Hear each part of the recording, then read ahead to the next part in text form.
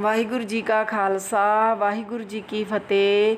ਸਮੂਹ ਸੰਗਤ ਅਤੇ ਪਿਆਰੇ ਬੱਚਿਆਂ ਨੂੰ ਬੇਨਤੀ ਹੈ ਜੀ, ਆਪਣਾ ਚੈਨਲ ਸਬਸਕ੍ਰਾਈਬ ਕਰੋ ਜੀ, ਤਾਂ ਕਿ ਤੁਹਾਨੂੰ ਹਰ ਰੋਜ਼ ਨਵੀਂ ਵੀਡੀਓ ਮਿਲ ਸਕੇ। ਬਹੁਤ ਬਹੁਤ ਧੰਨਵਾਦ ਜੀ। ਇਨ ਦੂਤਨ ਖਾਲ ਬੁੱਧ ਕਰ ਖਾਲ ਬੱਧ ਕਰ ਮਾਰਿਓ। ਇਹ ਚੰਦਰਿਆਂ ਨੇ, ਇਹ ਚੰਦਰੇ ਹੈ ਪੰਜੇ, ਕਾਮ ਕ੍ਰੋਧ ਮੋਹ ਲੋਭ ਹੰਕਾਰ, ਇਹ ਪੰਜੇ ਚੰਦਰੇ ਹੈ। ਤੇ ਇਹਨਾਂ ਚੰਦਰਿਆਂ ਨੇ ਮੇਰੇ ਮੂਰਖ ਮਨ ਨੂੰ ਬੁਰੀ ਤਰ੍ਹਾਂ ਮਾਰ ਕੀਤੀ। ਖਲ ਹੁੰਦਾ ਖੋਤਾ, ਗਧਾ। ਗਧਾ ਕਿਉਂ ਕਿਹਾ? ਕਿਉਂਕਿ ਗਧਾ ਹੁੰਦਾ ਨਾ, ਖੋਤਾ ਹੁੰਦਾ, ਉਹ ਮੁੜ ਜਿੱਧਰ ਨੂੰ ਮੋੜਦੇ ਉੱਧਰ ਨੂੰ ਮੁੜ ਜਾਂਦਾ ਹੈ। ਤੇ ਇਹ ਮਨ ਨੂੰ ਵੀ ਖੋਤਾ ਕਿਹਾ ਵੀ ਖੋਤੇ ਮਨ ਦਾ ਵਸਾਹ ਕੋਈ ਨਹੀਂ, ਵਸਾਹ ਕੋਈ ਨਹੀਂ। ਜਦੋਂ ਦੇਖੋ ਗਧੇ ਦਾ ਵਸਾਹ ਕਰਦਾ ਕੋਈ, ਗਧੇ ਦਾ ਵਸਾਹ ਨਹੀਂ ਕਰਦੇ। ਜਦੋਂ ਹੀ ਉਹਦੇ ਉੱਤੇ ਭਾਰ ਲੱਦਿਆ ਜਾਂਦਾ ਹੈ ਤਾਂ ਉਹਦਾ ਪੈਖਰ ਹੁੰਦਾ ਪਾਇਆ ਹੋਇਆ ਪੈਰ ਦੇ ਵਿੱਚ, ਦੋਨਾਂ ਪੈਰਾਂ ਦੇ ਵਿੱਚ, ਦੋਨਾਂ ਲੱਤਾਂ ਨੂੰ ਬੰਨਿਆ ਹੁੰਦਾ, ਭਾਵ ਇੱਕ ਪੈਖਰ ਪਾਇਆ ਹੁੰਦਾ ਤੇ ਉਹ ਪੈਖਰ ਕੱਢਦੇ ਨਹੀਂ, ਓਨੀ ਦੇਰ ਤੱਕ ਕੱਢਦੇ ਨਹੀਂ ਜਿੰਨੀ ਦੇਰ ਤੱਕ ਉਸ 'ਤੇ ਭਾਰ ਨਹੀਂ ਲੱਦਿਆ ਜਾਂਦਾ। ਤੇ ਜੇ ਉਹ ਪੈਖਰ ਕੱਢ ਦੇਣ ਤੇ ਗਧਾ ਭੱਜਦਾ ਹੈ, ਗਧਾ ਭੱਜਦਾ ਹੈ। ਤੇ ਇਵੇਂ ਸਾਡਾ ਮਨ ਹੈ, ਇਹ ਮਨ ਵੀ ਭੱਜਦਾ ਹੈ, ਇਹ ਖੋਤਾ ਹੈ, ਇਹ ਗਧਾ ਹੈ, ਭੱਜਦਾ ਹੈ, ਭੱਜਦਾ ਹੈ। ਤੇ ਇਸ 'ਤੇ ਪੈਖਰ ਕਿਹੜਾ ਪਾਉਣਾ ਹੈ? ਗੁਰੂ ਦੇ ਸ਼ਬਦ ਦਾ, ਗੁਰੂ ਦੇ ਸ਼ਬਦ ਦਾ ਪੈਖਰ ਪਾਉਣਾ ਹੈ।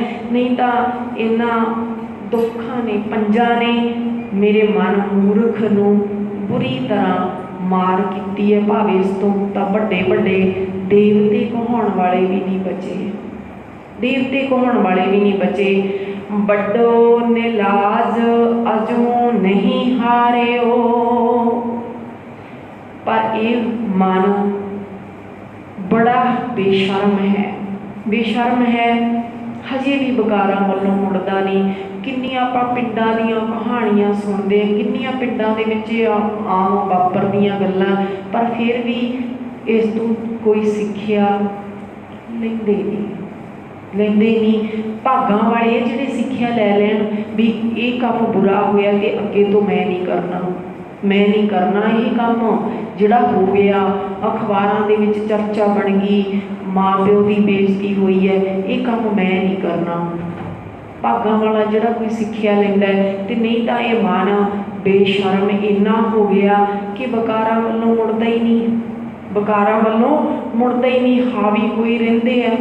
ਤਾਂ ਅੱਗੇ ਭਗਤ ਜੀ ਕਹਿੰਦੇ, ਕਹਿ ਰਵਿਦਾਸ ਕਹਾਂ ਕੈਸੇ ਕੀਜੈ।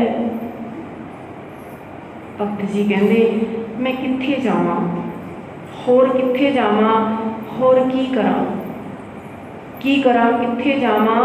ਬਿਨ ਰਘੁਨਾਥ ਸ਼ਰਨ ਕਾ ਕੀ ਲੀਜੈ। ਇਹਨਾਂ ਵਿਕਾਰਾਂ ਤੋਂ ਬਚਣ ਦੇ ਲਈ ਪਰਮਾਤਮਾ ਤੋਂ ਬਿਨਾਂ ਹੋਰ ਕਿਸੇ ਦਾ ਆਸਰਾ ਨਹੀਂ ਲਿਆ ਜਾ ਸਕਦਾ। ਹੋਰ ਕਿਸੇ ਦਾ ਆਸਰਾ ਕਿਹਦਾ ਲਵਾਂ? ਬਸ ਇੱਕੋ ਵਾਹਿਗੁਰੂ ਪਰਮਾਤਮਾ ਅੱਗੇ ਹੀ ਅਰਦਾਸ ਕਰਨੀ ਹੈ।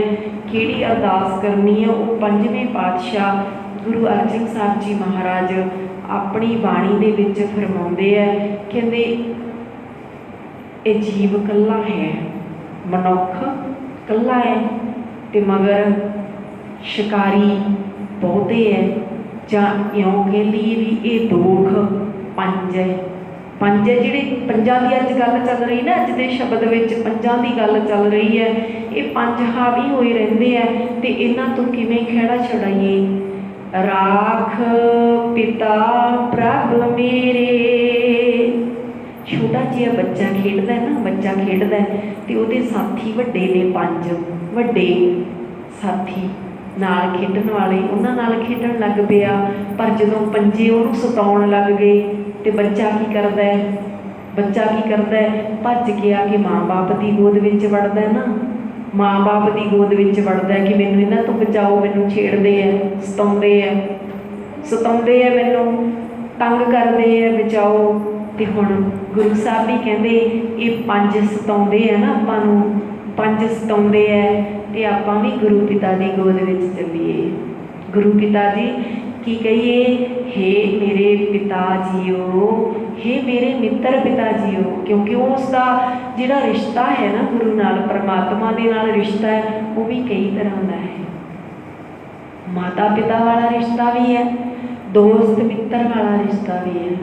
ਤੇ ਉਸ ਵਾਹਿਗੁਰੂ ਪਰਮਾਤਮਾ ਨੂੰ ਮਿੱਤਰ ਕਹਿ ਕੇ ਤੇ ਉਸ ਅੱਗੇ ਅਰਦਾਸ ਕਰਨੀ ਹੈ, ਰਾਖ ਪਿਤਾ ਪ੍ਰਭ ਮੇਰੇ, हे ਮੇਰੇ ਪਿਤਾ, हे ਮੇਰੇ ਵਾਹਿਗੁਰੂ ਮਿੱਤਰ, ਮੈਨੂੰ ਬਚਾ ਲੈ, ਮੈਨੂੰ ਬਚਾ ਲੈ, ਮੈਂ ਗੁਣਹੀਣ ਹਾਂ, ਮੈਨੂੰ ਇਹਨਾਂ ਤੋਂ ਬਚਾ।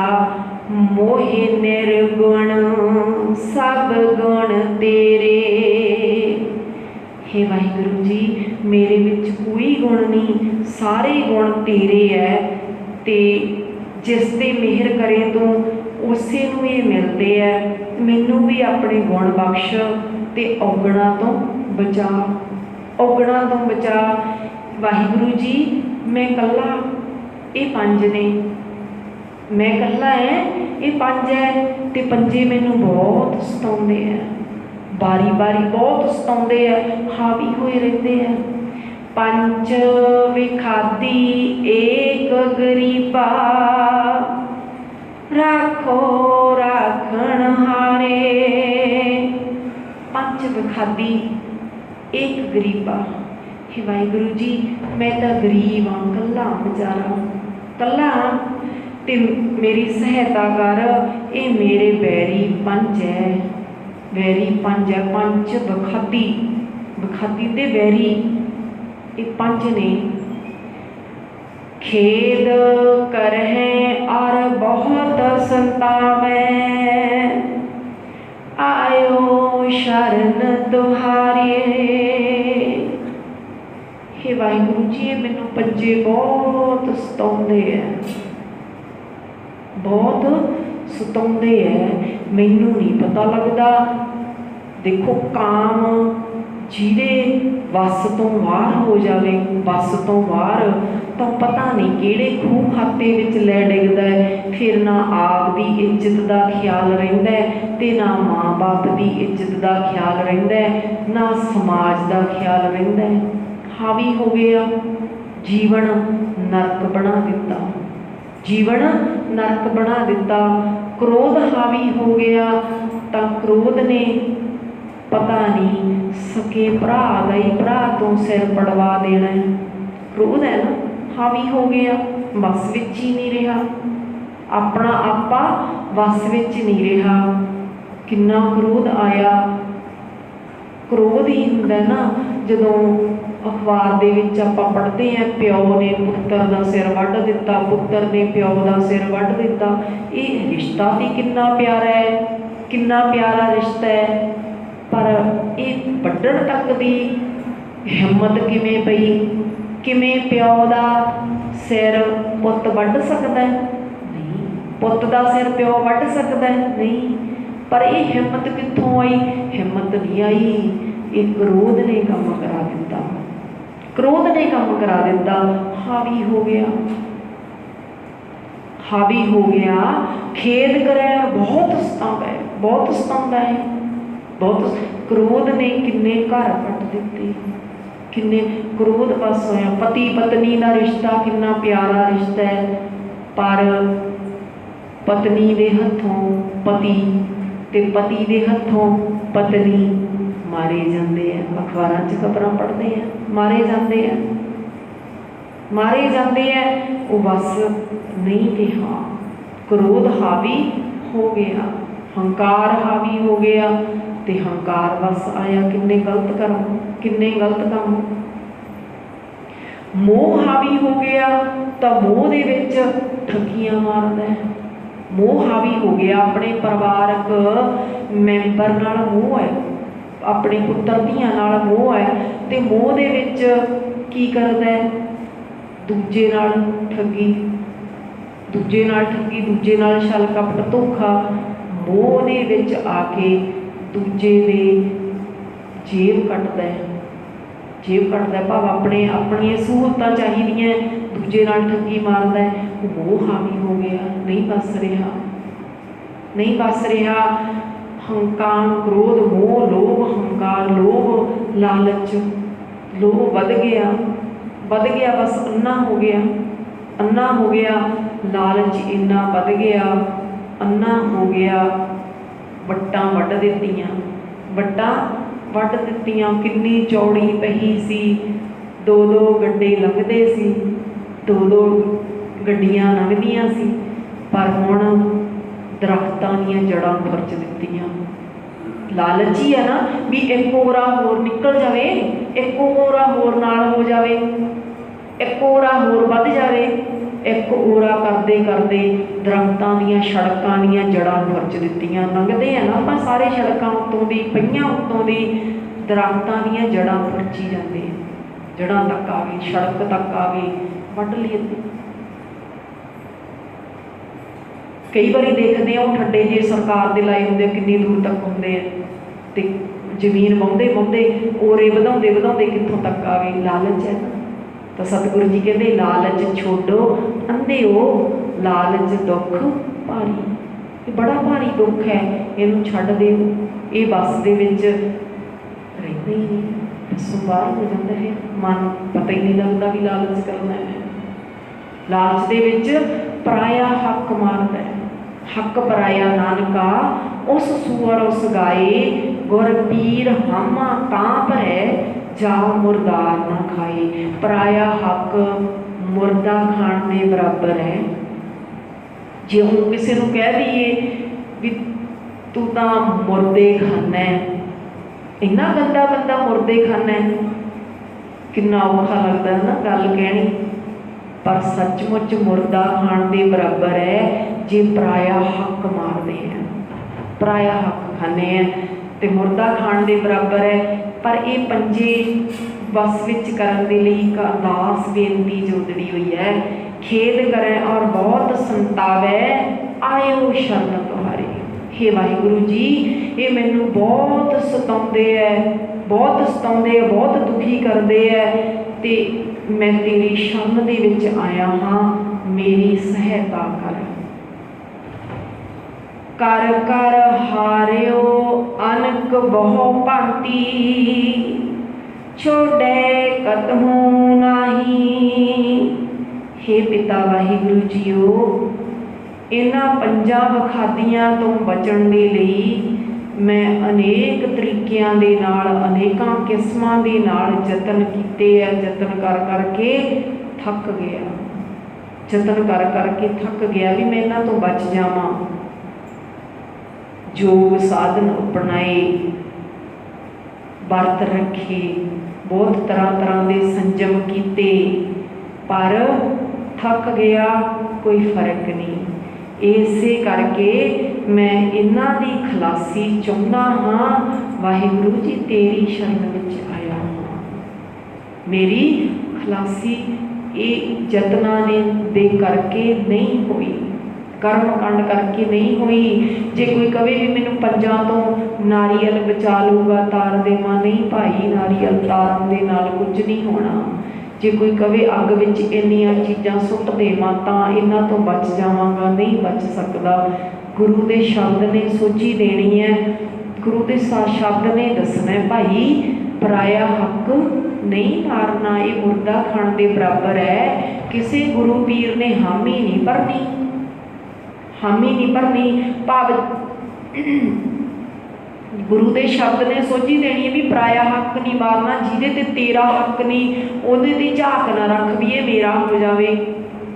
ਜੇ ਇੱਦਾਂ ਯਤਨ ਕਰਕੇ ਉਸ ਨੂੰ ਹਾਸਲ ਕਰ ਲਵੇਂਗਾ ਤਾਂ ਗੁਰੂ ਪੀਰ ਨੇ ਤੇਰੀ ਹਾਮੀ ਨਹੀਂ ਭਰਨੀ, ਭਾਵੇਂ ਤੂੰ ਨਿਤ ਕਰਮ ਕਰਦਾ ਹੋਵੇਂ।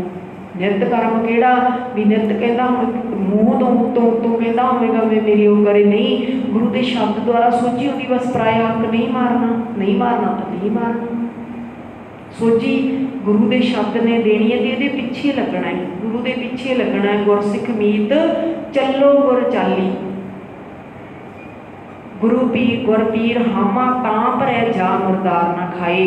ਜੇ ਪਰਾਇਆ ਹੱਕ ਨਹੀਂ ਮਾਰੇਗਾ, ਮੁਰਦਾ ਨਹੀਂ ਖਾਵੇਗਾ ਤਾਂ ਗੁਰੂ ਪੀਰ ਨੇ ਤੇਰੀ ਹਾਮੀ ਭਰਨੀ ਹੈ, ਨਹੀਂ ਤਾਂ ਭਰਨੀ ਨਹੀਂ। एक बात सुनता की ओटा, साध संग मिट जाही। हे वाहिगुरु जी, मैं एक सुनिया की सुनिया, एक गल सुनी कि साध संगत दे विच जाया इन्हां तो छुटकारा मिल सकदा है। साध संगत विच जाया ये मुक जाते है, तो मैं इस करके तेरी साध संगत का आसरा लिया है।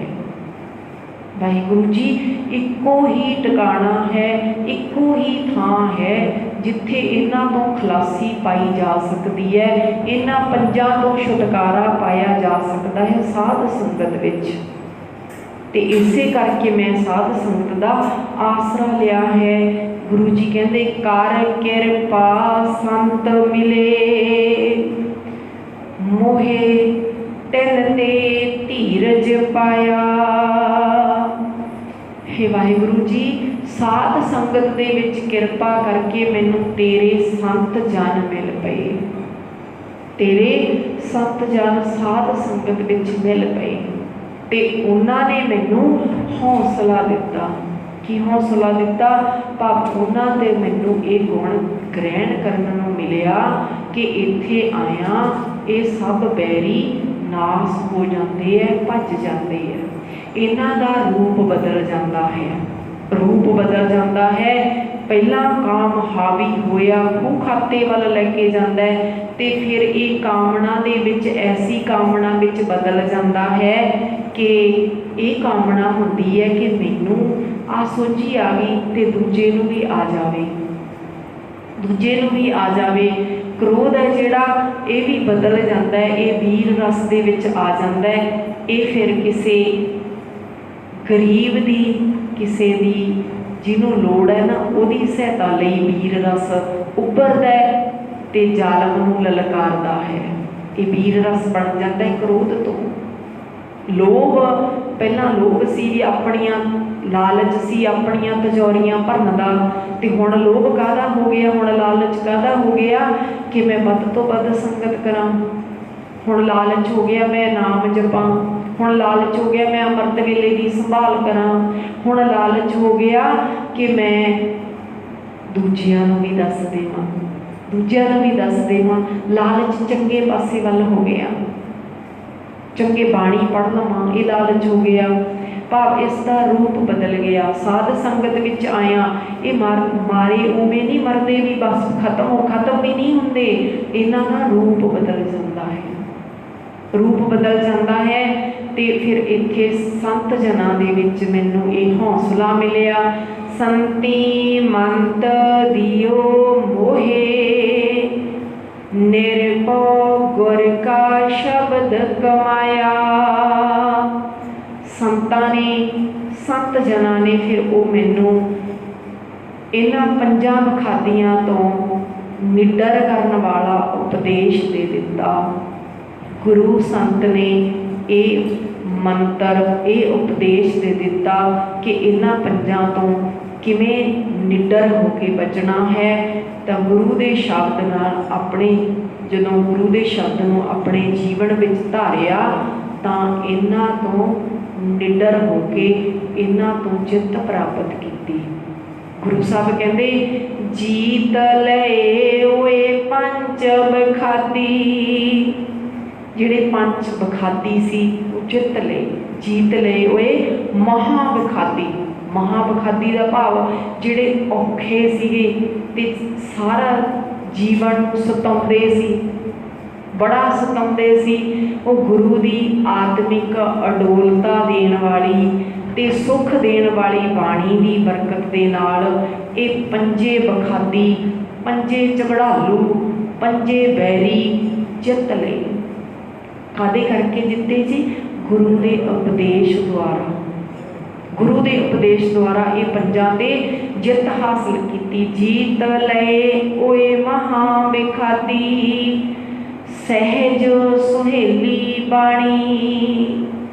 सहज जिहड़ी अडोलता, सहजता पैदा करने वाली बाणी है, सुहेली सुख देण वाली बाणी है, उहदी बरकत दे नाल इन्हां पंजां ते जित प्राप्त कर लई। ਕਹੋ ਨਾਨਕ ਮਨ ਭਇਆ ਪਰਗਾਸਾ, ਪਾਇਆ ਪਦ ਨਿਰਬਾਣੀ। ਤਾਂ ਪੰਜਵੇਂ ਨਾਨਕ ਜੀ ਕਹਿੰਦੇ, हे ਨਾਨਕ ਹੁਣ ਮੇਰੇ ਮਨ ਵਿੱਚ ਆਤਮਿਕ ਚਾਨਣ ਹੋ ਗਿਆ ਤੇ ਉਹ ਆਤਮਿਕ ਦਰਜਾ ਪ੍ਰਾਪਤ ਹੋ ਗਿਆ ਜਿੱਥੇ ਕੋਈ ਵੀ ਇਹ ਵਾਸਨਾ ਪੋ ਨਹੀਂ ਸਕਦੀ, ਜਿੱਥੇ ਕੋਈ ਵੀ ਵੈਰੀ ਦੀ ਪਹੁੰਚ ਹੋ ਨਹੀਂ ਸਕਦੀ, ਜਿੱਥੇ ਵੈਰੀ ਵੀ ਮਿੱਤਰ ਬਣ ਗਏ, ਜਿੱਥੇ ਵੈਰੀ ਵੀ ਮਿੱਤਰ ਬਣ ਗਏ। ਵੈਰੀ ਮਿੱਤਰ ਕਿਹੜੇ ਬਣ ਗਏ ਜੀ? ਇਹ ਵੈਰੀ ਆ ਪੰਜੇ, ਕਾਮ ਕ੍ਰੋਧ ਮੋਹ ਲੋਭ ਹੰਕਾਰ ਵੈਰੀ ਹੈ। ਪਰ ਜਿਉਂ ਗੁਰਬਾਣੀ ਦਾ ਪ੍ਰਕਾਸ਼ ਹੋਇਆ ਤੇ ਇਹ ਵੈਰੀਆਂ ਨੇ ਮਿੱਤਰਤਾ ਦੀ ਥਾਂ ਲੈ ਲਈ, ਮਿੱਤਰ ਬਣ ਗਏ, ਭਾਵ ਸਹਾਈ ਹੋਣ ਲੱਗ ਪਏ, ਸਹਾਇਤਾ ਕਰਨ ਲੱਗ ਪਏ, ਸਿੱਧੇ ਹੋ ਗਏ।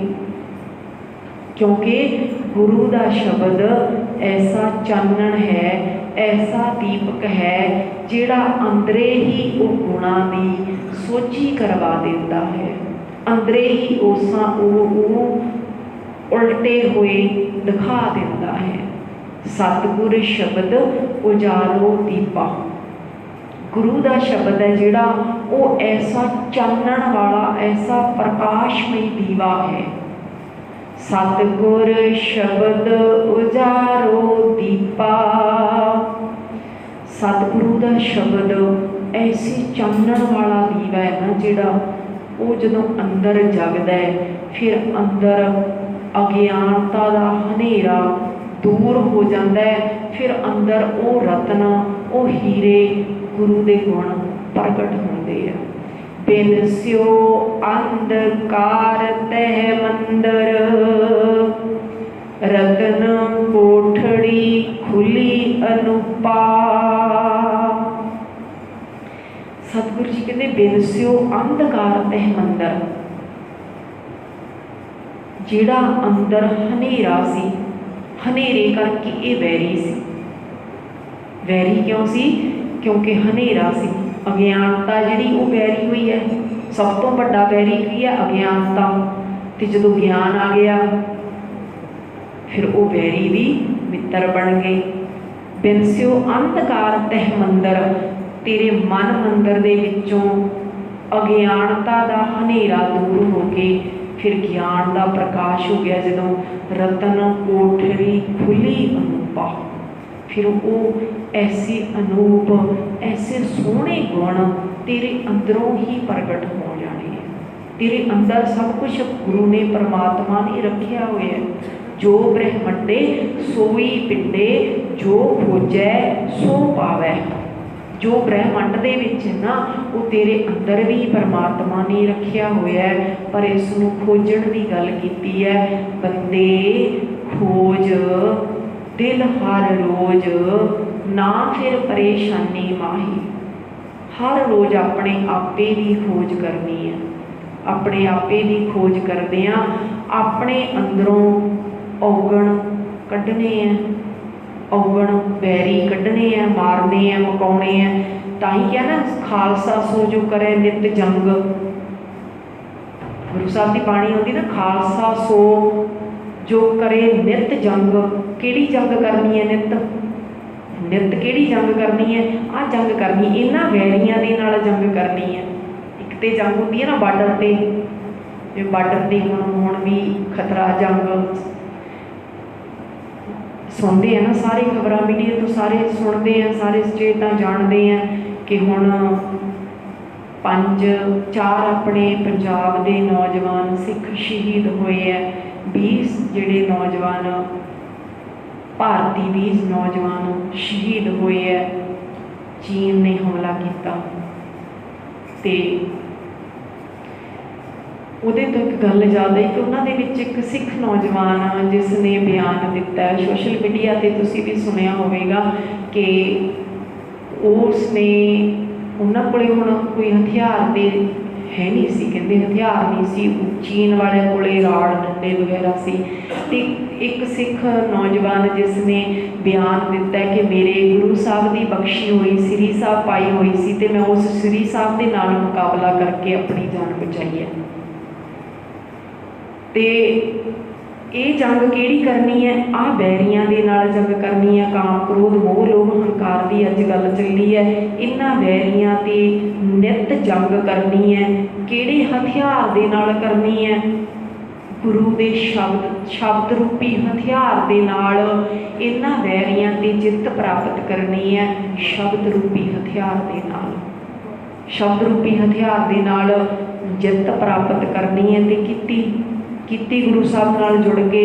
ਸੋ ਅੱਜ ਦੇ ਇਸ ਪਾਵਨ ਸ਼ਬਦ ਦੇ ਅੰਦਰ ਸਤਿਗੁਰਾਂ ਨੇ ਇਹਨਾਂ ਵੈਰੀਆਂ ਦੀ ਜਿੱਤ ਪ੍ਰਾਪਤ ਕਰਨ ਦੇ ਲਈ ਰਸਤਾ ਦਿਖਾਇਆ ਗੁਰੂ ਦੇ ਸ਼ਬਦ ਨਾਲ ਜੋੜ ਕੇ, ਤੇ ਨਾਲ ਹੀ ਕਿਹਾ ਕਿ ਇਹਨਾਂ ਤੋਂ ਆਪਣੇ ਤੌਰ ਤੇ ਅੱਜ ਤੱਕ ਕੋਈ ਨਹੀਂ ਬਚਿਆ। ਵੱਡੇ ਦੇਵਤਿਆਂ ਦੀ ਗੱਲ ਕਰ ਦਿੱਤੀ ਵੀ ਦੇਵਤੇ ਵੀ ਨਹੀਂ ਬਚੇ। ਦੇਖ ਲਓ, ਬ੍ਰਹਮਾ ਨੂੰ ਦੇਵਤਾ ਕਹਿੰਦੇ, ਉਹ ਵੀ ਨਹੀਂ ਬਚਿਆ। ਇੰਦਰ ਨੂੰ ਦੇਵਤਿਆਂ ਦਾ ਰਾਜਾ ਕਹਿੰਦੇ ਆ, ਉਹ ਵੀ ਨਹੀਂ ਬਚਿਆ। ਇਸ ਕਲੰਕ ਲੱਗ ਗਿਆ, ਕਲੰਕ ਲੱਗ ਗਿਆ। ਇਹ ਦੋਖੀ ਕਲੰਕ ਲਾਉਂਦੇ ਆ ਜੀਵਨ ਦੇ, ਤੇ ਇਹਨਾਂ ਦੋਖੀਆਂ ਤੋਂ ਕਿਵੇਂ ਬਚਣਾ ਹੈ? ਗੁਰੂ ਦਾ ਓਟ ਆਸਰਾ ਲੈਣਾ ਹੈ। ਸੋ ਇੰਨੀਆਂ ਬੇਨਤੀਆਂ ਪ੍ਰਵਾਨ ਕਰਨੀਆਂ ਜੀ। ਭੁੱਲਾਂ ਚੁੱਕਾਂ ਦੀ ਖਿਮਾ। ਕੋਟਾਨ ਕੋਟ ਧੰਨਵਾਦ ਸਤਿਗੁਰਾਂ ਦਾ, ਸੰਗਤ ਦਾ। ਸਤਿਗੁਰ ਤੇ ਸਤਿਗੁਰ ਦੀ ਸੰਗਤ ਬਖਸ਼ਣ ਯੋਗ ਹੈ, ਬਖਸ਼ ਲੈਣਾ ਜੀ। ਆਓ ਸਿਮਰਨ ਕਰਕੇ ਸਮਾਪਤੀਆਂ ਕਰੀਏ। ਵਾਹਿਗੁਰੂ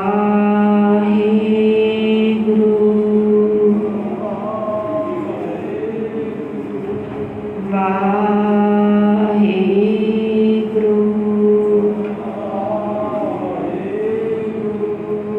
ਵਾਹਿਗੁਰੂ।